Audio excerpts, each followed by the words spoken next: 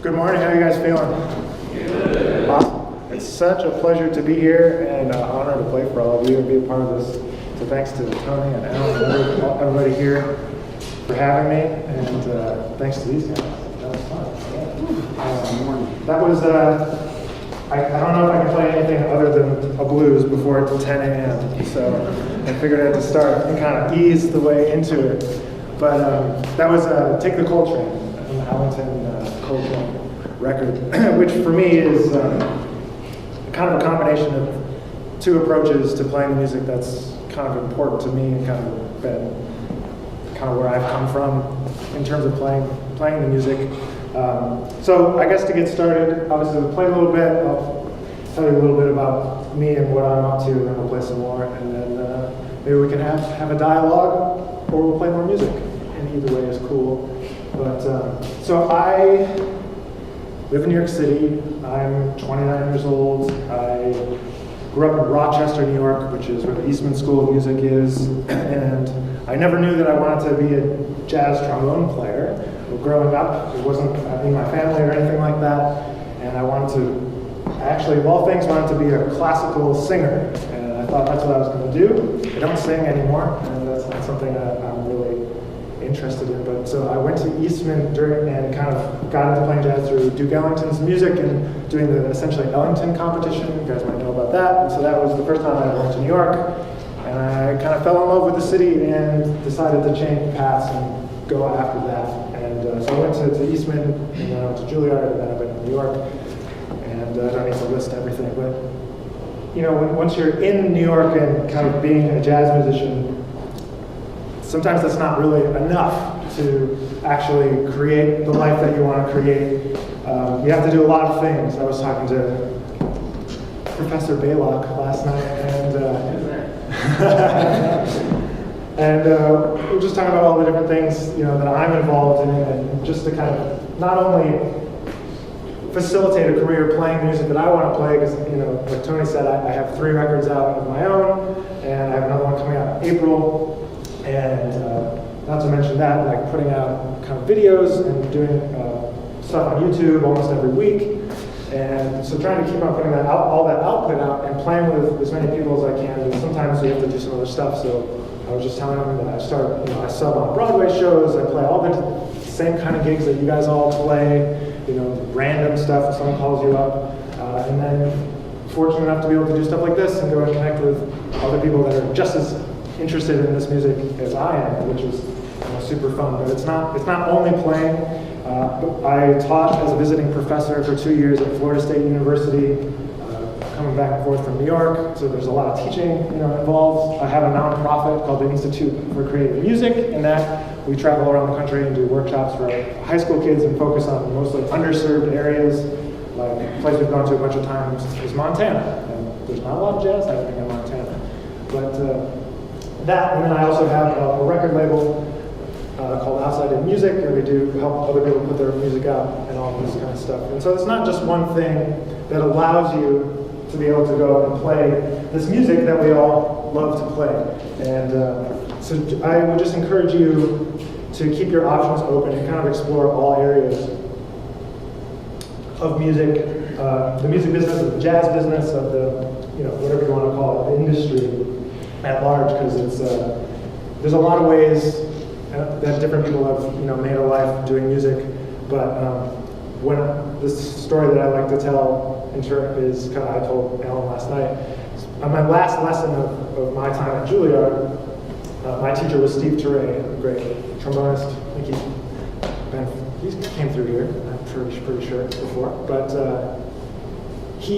I asked him on the last lesson, I said, Steve, if you were me, and this is our last lesson, we're going to go out into the world, what would you do? And he just kind of looked at me and he was just like, well, Art Blakey's dead. And I was like, yeah. Because when he moved to town, he went and slept on Art Blakey's couch and played in his band, and And so as a trombone player, there's not a lot of people that are touring the world with a trombone player in their band. Yes, there are some, but in general, playing straight ahead jazz music or whatever you want to call it, wasn't a super lot of them. So he's like, we're just gonna have to figure it out. And so that's kind of the path that I'm on, and kind of trying to figure it out along with everybody else. So that's the short of it. But let's get back to some more music, and then we can talk more.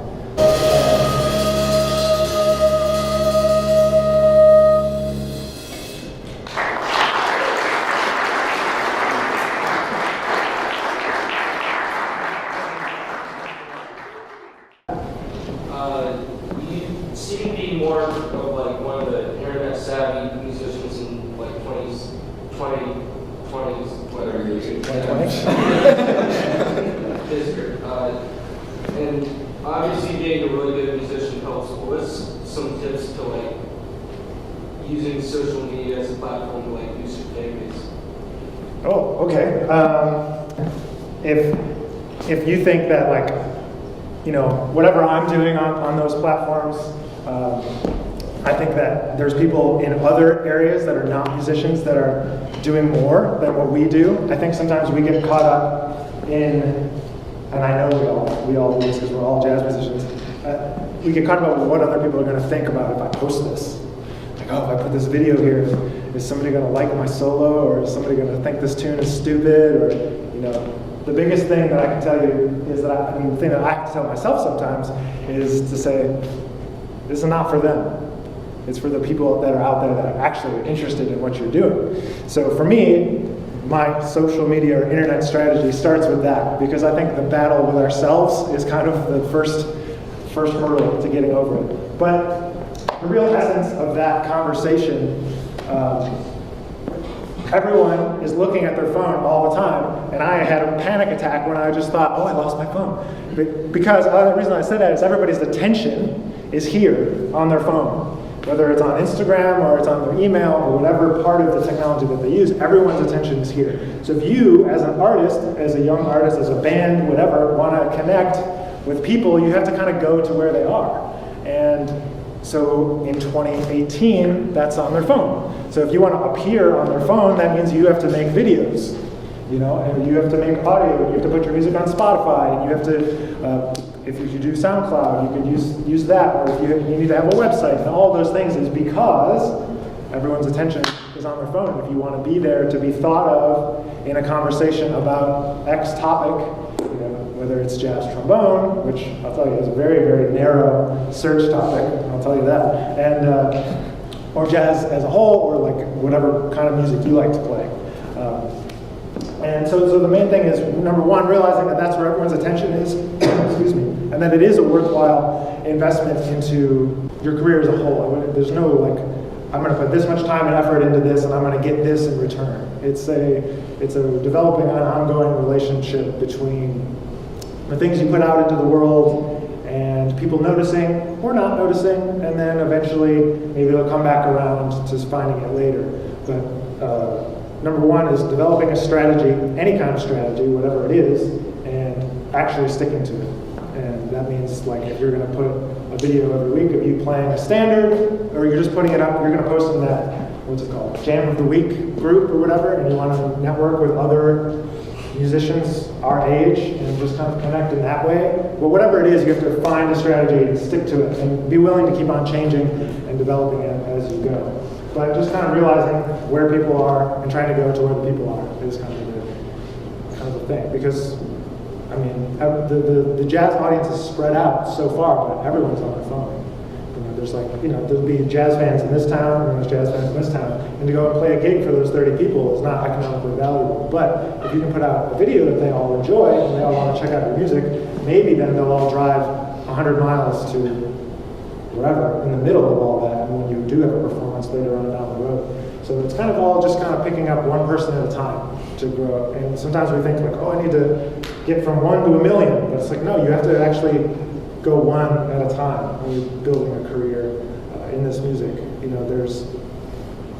There's people that rise up really quickly into maybe they're jazz famous, and then maybe something happens and then they're gone. And then there's other people that, kind of ride a wave that's like really slow, but then it kind of, once they hit a certain spot, it starts to go faster. But I think it's, every person has a different journey in this music, and I'm, realizing that myself, as a person that's staring down their 30th birthday coming up in a couple months, we're just thinking about, what my path has been and where I might want to go to.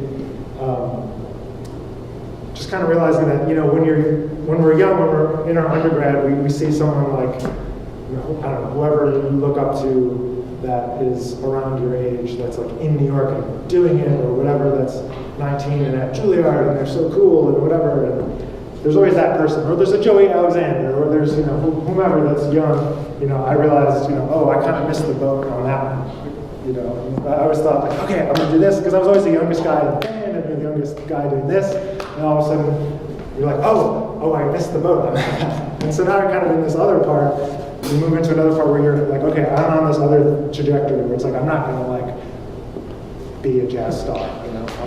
I'm gonna work and I'm gonna play my music and I'm gonna build my fan base one person at a time, and I'm gonna play with as many people as I can and try to be a great sideman and a great leader and kind of put it all together and kind of see where it goes. But that was kind of a divergent answer, but that's the strategy. Pick a way, a platform. We can't all be great at every single platform, YouTube and Facebook and Instagram, everything. So we kind of pick a strategy and stick to it. For me, my YouTube thing started because I was a visiting professor at Florida State University, I mentioned, and that job came to a choice whether I was going to move to Florida or stay in New York, and I was like, no, I'm going to stay in New York. And so then I figured I have to have an outlet. What am I going to do? And it's like, okay, I'm going to make sure I get together with all the people that I like to play with, and let's like record duets, or let's do something. So that was the impetus there, and then realizing that to actually do something on YouTube, you have to put stuff out every week and kind of get the YouTube algorithm to start noticing the content and showing it to people. So it takes a long time, and it takes that consistency of week after week, kind of just going back in there and kind of grinding it out, just like you would in the practice room. I think that music does have value, obviously. I think people should pay for music, but I don't think that and I don't think society is ready to do that right now. And I, personally, would rather somebody listen to my music than for me to stand on my soapbox and nobody to hear my music. So I use all the platforms because, again, that's where people are. People are looking on YouTube for music. People are looking on Spotify for artists. They're looking at playlists. I can't tell you how important getting on these playlists now on Spotify is to getting any sort of loyalty. Some of the artists that I've helped put their music out, there's two in particular that got placed in the #1 slot on the State of Jazz playlist on Spotify, and that's probably done more for them in terms of streaming revenue than anything else.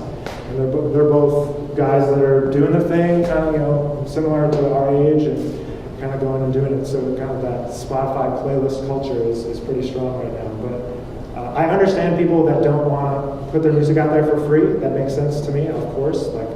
I still buy records, but my computer doesn't have a CD player anymore. So, what are you gonna do? You got to put your music somewhere where it can be heard, or else you're just kind of creating in a vacuum, which is cool. But so for me, in terms of the revenue side, I'm holding my breath, I guess. I'm not expecting to get anything back. When I talk about making records or whatever, somebody told me this in New York, a great vibraphonist named Mark Sherman. He was teaching at Juilliard when I was there.